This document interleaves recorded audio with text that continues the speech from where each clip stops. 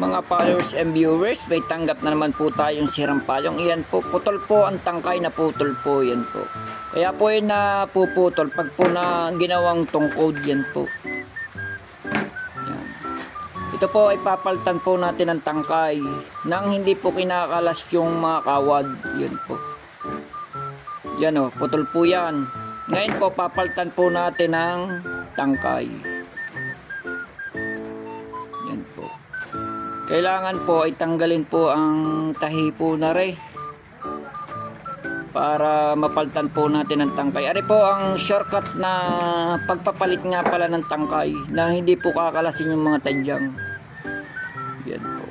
Dahil po ako'y matagal na pong naggagawa ng payaw, ngay alam ko na po ang mga shortcutan ng pagpapalit ng tangkay.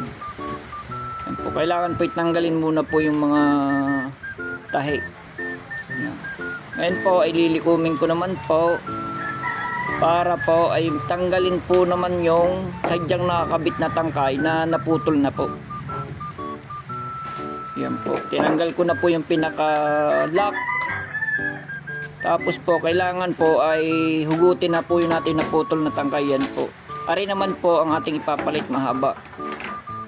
Yan po. Mouth do po yan. Nasa kaliwang yan ng kamay ko. At ari naman po yung mahaba na ipapalit po natin. Yan po. Sinuksok ko na po. Kailangan po hawak po ninyo yung mga tadyang. Hindi pwedeng bitawhan habang kayo nagpapalit. Gawa ng baka ho bumuka. Bubuka po yan eh. Wala pong stopper. Yan po nakasuksok na. Ngayon po ay ilalagay ko na po ang lock na pako. Yan. Yan po yung stopper. Ngayon po hindi na ikabit ko na po. Pwede na po nating ikabit naman po aring tangkay. Huhugutin ko lang po aring naputol. Yan po. Yan po ang tamang proseso ng pagpapalit ng tangkay ng payong pag Ngayon po ay isusuksok ko na po aring tangkay na ari. Kailangan nga pala pong isukat bago suksok aring tangkay. Gawa ng baka po mapasobra ng suksok. Hindi po mapindot yung pindutan para bumuka ang payong. Yan po. Yan. Ngayon po ay isuksok ko na po ang tangkay na naputol po. Yan po. Binuka ko na po yan.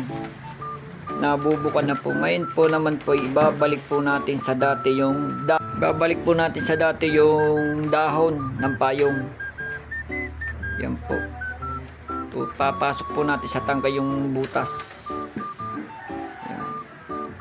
Ngayon po ay kakabit na po natin yung pinakatunggil sa sa tadyang po. Dahan-dahan lang po ang pagbabalik po na ray. Gawa ng maaari po siyang habang